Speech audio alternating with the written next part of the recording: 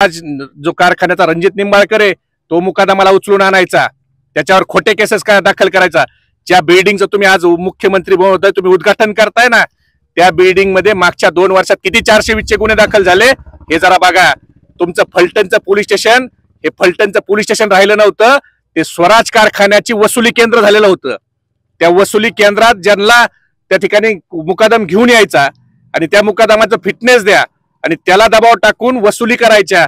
आता तुम्ही मुख्यमंत्री महोदय फलटणचं जे पोलीस स्टेशनचं जे वसुली केंद्र आहे स्वराज कारखान्याचं त्याचं उद्घाटन करताय ना, शेजारी जाऊन स्वराज कारखान्याला जा, 50 ट्रॅक्टर तुम्हाला जप्त केलेले बीड जिल्ह्यातले दिसतील। 50 आमच्या घरकळ घोगस पारगावच्या घरकळ मुकादमाला उचलून तिथं नेलं, 420चा गुन्हा दाखल करायचा आणि परत त्यांच्यावर त्या ठिकाणी दबाव टाकायचा आणि पैसे वसुली करायच्या पोलिसाच्या मार्फत।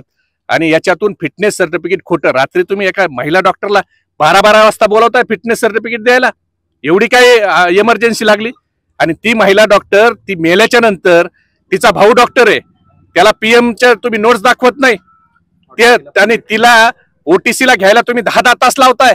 अरे लाजा वाटायला पाहिजेत तुम्हाला। त्या महिला डॉक्टरला रात्री 12 वाजता बोलवणार आणि तिचं ज्या वेळेला पीएम करायचंय, तिचं मेडिकल ज्या वेळेला करायचंय त्यावेळेला तुम्ही 10 तास तिचा शव तिथं पडून ठेवताय।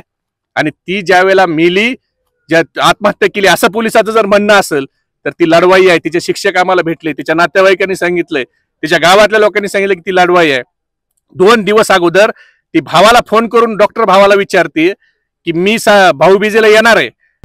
आता isakal.com आहे देशातील नंबर 1 ची मराठी न्यूज वेबसाईट।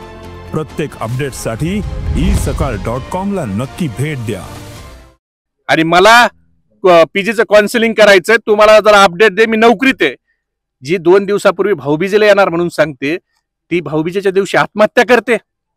आणि आत्महत्या झाली असं जर तुमचं म्हणणं आहे तर ज्या हॉटेलमध्ये तिचा मृतदेह होता तो मृतदेह पोलिसांनी नातेवाईकाला यायच्या अगोदर एवढी काय घाई लागली? 10 तास पीएम रूम मध्ये तिचा शव तसा पडला, मग हॉटेलमधून तुम्ही का काढलं? नातेवाईकाच्या समोर पंचनामा न करता तुम्ही का आणलं? तर मला वाटतं मुख्यमंत्री जर संवेदनशील असतील तर त्यांच्या खासदार रणजित सिंह निंबाळकराची देखील याच्या चौकशी झाली पाहिजे। आणि जो तिने जॉब दिलाय ह्या जॉब ही सुसाईड नोट आहे तिची, तिच्या हातावरची सुसाईड नोट नाही।